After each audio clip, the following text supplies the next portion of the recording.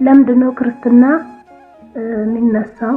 እና ክርስትና እስከሚነሳበት ጊዜ ድረስ ያ ልጅ ምንድነው ክርስቲያን እናት አባት ወልዶት ክርስቲያን በመሆኑ እናንተ ለምን አያምኑበትም?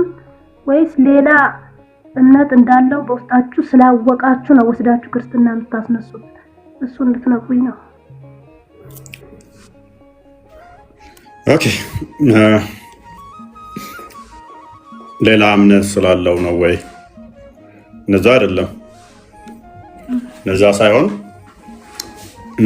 የእናንተን እምነት ይዞ ምናምን ነገር እንደዛ ብለው ነው የነገሩሻል። ሙስሊም ነበር ሰው ሁሉ ሲወለድ፣ ከዛ ወዲያ በውሃ አስጠምቀው ነው ክርስቲያን የሚያደርጉት ነው ያሉሻል። ነው እንደዛ ስለሆነ እኮ ነው። ምክንያቱም አንድ ሰው እናት አባቱ ክርስቲያን ሆኖ ተወለደ፣ ሌሽ ይጠመቃል። ክርስቲያን በመሆኑ እንዴት አያምኑበትም? ይሄ ልጅ ክርስትና ይሄ ልጅ ካልተባለ እኮ ክርስቲያን በመሆኑ አይታመንበትም። ኦኬ ሙስሊሞች ስትወልዱ ልጅ በሰባት ቀን ምንድነው የምታደርጉት? ይገረዛል። ለምን ገረዙት? እንዴት አይገረዝም? ወንድ ልጅ ለምን ገረዙት? እኔ ጥያቄ መልስልኝ። አንተ ለምን ተገረዝክ? ምንድነው የምትገረዘው ይላል። ለምን ገረዙት? ጥያቄ መልስልኝ። ሳይገረዝ ሙስሊም መሆን ይችላል? ያ ነጃሳ ስለሆነ ነው። ነጃሳ መሆን ጉዳይ ብቻ አይደለም። እሺ ሐቂቃ ስለ ሐቂቃ ንገሪኝ እስኪ። ለምንድን ነው ሐቂቃ የምታወጡት? የጠየቅኩህን መልስልኝ። ለምንድን ነው ክርስትና የሚነሳው? ሐቂቃ ለምንድን ነው የምታወጡት? ሐቂቃ ምንድን ነው? የጠየቅኩህን መልስልኝ። ለሐቂቃ ንገሪኝ እስኪ። መልስልህ። ስለ ሐቂቃ ነው መልስልሃለሁ። እሺ ምንም እንድታስተምሩኝም ምንም አልፈልግም። እኔ ከእናንተ የጠየኳችሁን ብቻ መልሱልኝ። እሺ አዳምጪ። መጽሐፍ ቅዱሳችን በግልጽ እስልምና ላይ ህፃናት ከሙስሊም ቤት ካልተወለዱ ገሃነም እንደሚገቡ ነው የሚናገረው ሐዲሶች አሉ። አይደለም ከእስልምና ውጭ የተወለደ ሙስሊም ሆኖ እንኳን ዲቃላ ከወለደ ንብረት ራሱ አይወርስም። እንኳን ገነት ንብረት ራሱ መውረስ አይችልም። አባቱም አይጠራበትም። ዚስ ማሽ ነው እንትን ያለው ማለት ነው። ኒካ ሳያስር የወለዳቸው በዛ አባትም አይጠራም፣ ንብረትም አይወርስም፣ እንትንም የለው መፍቶችም የሉትም። ሰው እንደ ክርስትናውስ ይሄ ነገር አለ ወይ? የለም። ሕዝቅኤል ምዕራፍ 18 ቁጥር 4 ሕዝቅኤል ምዕራፍ 18 ቁጥር 20 ላይ እንደሚናገረው በግልጽ መጽሐፍ ቅዱሳችን በግልጽ እንደሚናገረው ልጅ የአባቱን ኃጢአት አይወርስም። አባት በልጁ ልጅም በአባቱ አይጠየቅም። ነገር ግን ለምንድነው ታዲያ የሚጠመቁት? ኩፋሌ 4:9 ይመስለኛል 40 እና 80 ለምን የሚጠመቁት? ቤተክርስቲያን ለምን ነው የምታስጠምቃቸው? እሱ ቅኖና ይባላል እህታችን፣ ቅኖና ነው። ነሰሰርሊ በዛ ታይም ብቻ ተገደበ አይደለም። በአመትም ሊጠመቅ ይችላል፣ ከዛ ቀድሞም ሊጠመቅ ይችላል። ግን ኩፋሌን መሰረት በማድረግ አዳምና ሔዋን ወደ ገነት የገቡበትን መሰረት በማድረግ ቤተክርስቲያን እሱን ስርዓት ሰርታ ታስጠምቃለች። ደብዳቤው የምታስጠምቀው ዮሐንስ ወንጌል ምዕራፍ 3 ላይ ከቁጥር 3 እስከ 6፣ ሮሜ ምዕራፍ 6 ከቁጥር 3 እስከ 6፣ ማቴዎስ ወንጌል ምዕራፍ 28 ከቁጥር 19 እስከ 20፣ ማርቆስ ወንጌል ምዕራፍ 16 16፣ ሐዋርያት ሥራ ምዕራፍ 2 ቁጥር 37 እስከ 41 የተሰጡ ህጎች፣ ትእዛዞች አሉ። እግዚአብሔር የሰጣቸው አሉ። ክርስቶስ የነገረን አለ። ምን ሰው ዳግም ከውሃ መወለድ እንዳለበት። መቼ ስንተኛ አልኩሽ? ዳግም ለሁለተኛ ጊዜ መወለድ አለበት። ዳግም ሰው ሲወለድ ምን ይሆናል? የሰይጣን ልጅ ሳይሆን የሚሆነው እግዚአብሔር ልጅ ነው የሚሆነው። ዳግም በውሃ ይወለዳል፣ ከውሃና ከመንፈስ ይወለዳል።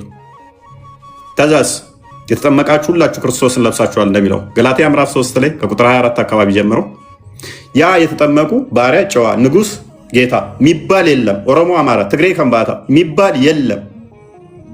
የተጠመቁ ሁሉ ክርስቶስን ይለብሳሉ፣ የእግዚአብሔር መንግስት ወራሽ ይሆናሉ፣ አባታችን ብለው እግዚአብሔርንም ይጠራሉ።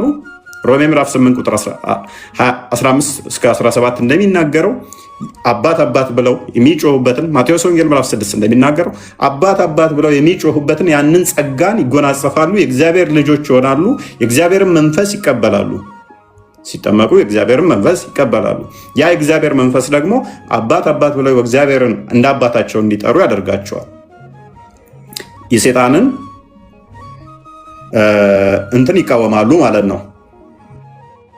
ስለዚህ የእግዚአብሔርን ልጅነት ያገኛሉ፣ ዳግም ልጅነትን ያገኛሉ፣ ከክርስቶስ ጋር ህብረት ያደርጋሉ፣ አንድ ብልት አንድ አካል ይሆናሉ። ይህንን ታዲያ ለምንድን ነው ልጆች ለምንድን ነው ወደ ቤተክርስቲያን የሚሄዱትና የሚጠመቁት? ምክንያቱም ማቴዎስ ወንጌል ምዕራፍ 18 ከቁጥር 1 እስከ 7፣ ማቴዎስ ወንጌል ምዕራፍ 19 ቁጥር 13 እስከ 14 አካባቢ ላይ ጠይቀውት ነበር ክርስቶስን ይህንን ጥያቄ። ምን ብለው? ህፃናት ይዘው መጡና ወላጆች እንዲባርካቸው ዘውለት መጡ። ደቀ መዛሙርቶቹ ገፏቸው። ኖ ህፃናቶች ናቸው አሏቸው። ክርስቶስ ግን ተው ብሎ ተቆጣቸው። ህፃናት ወደ እኔ ይመጡ ዘንድ አትከልክሏቸው አለ። ህፃናት ወደ እኔ ይመጡ ዘንድ አትከልክሏቸው አለና አመጣቸው። ህፃናቶቹን ባረካቸው። መንግስት ሰማት ለነኛ አይነቱ የምትገባ ነች አላቸው። ካልተመለሳችሁ እንደ ህፃንም ካልሆናችሁ መንግስት ሰማትን አትወርሷትም አላቸው። ሰው እንደ ህፃን ሊሆን ህፃናት በቤተ ክርስቲያን ለአባቶች እንኳን ለእናቶች እንኳን ምሳሌ መሆን ችሎታ ስላላቸው አንድም እነሱን ንጽህናቸው እዚህ ጋር ባይጠመቁስ ምን ይሆናሉ? ባይጠመቁስ አዳምጥ ቆይ እሱን ወይት ህፃናቶቹን ሲያይ ንጽህናቸውን ቅድስናቸውን ቤተክርስቲያን እያየ ሲያስቀድስ እንኳን የእሱ ኃጢአት ትዝ ይለዋል። እንዲመለስ ራሱ ይረዳዋል። ካልተመለሳችሁ እንደ ህፃናትም ካልሆናችሁ እግዚአብሔር መንግስት አትወርሱ የምትለው ህፃናቶቹን እነኛ ምስኪኖቹን ሲያቸው እሱ ያሳለፈበትን የህፃንነቱን ጊዜ ሲያስበው አሁን በኃጢአት ተጨማልቆ ከሆነ እንደ ህፃናቱ ይመለሳል። ንጹህ ልብን ወደ መያዝ ማለት ነው። ስለዚህ እኛ ማንን ህፃናቶችን እናንተ አትገቡም ብለን ከቤተክርስቲያን የምንከለክላቸው ማንን አንችልም ማለት ነው።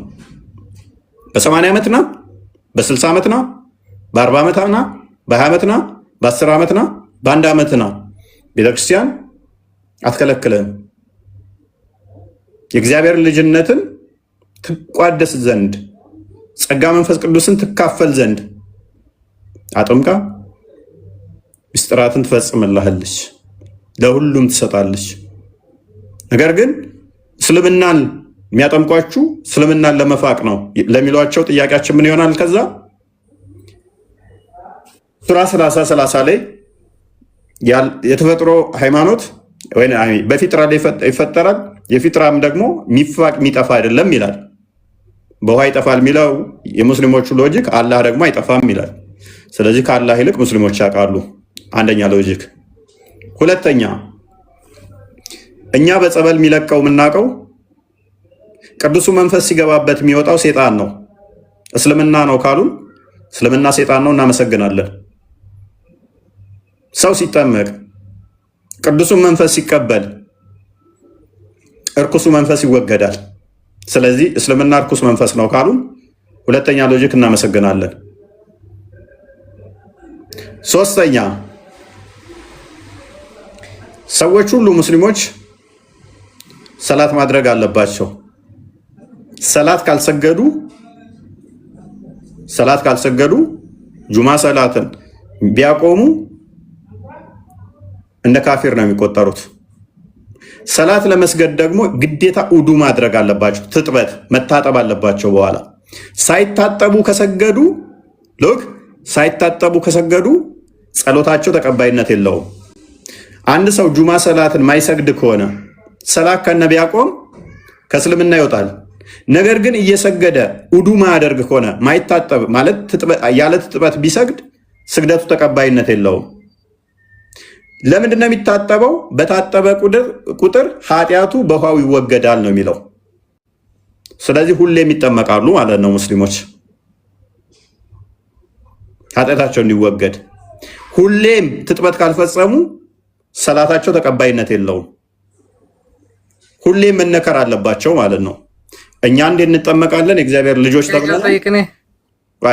የእግዚአብሔር ልጆች ተብለናል። ከዛ ወዲያ ምንም አያስፈልገንም። አባት ብለን እንጠራለን።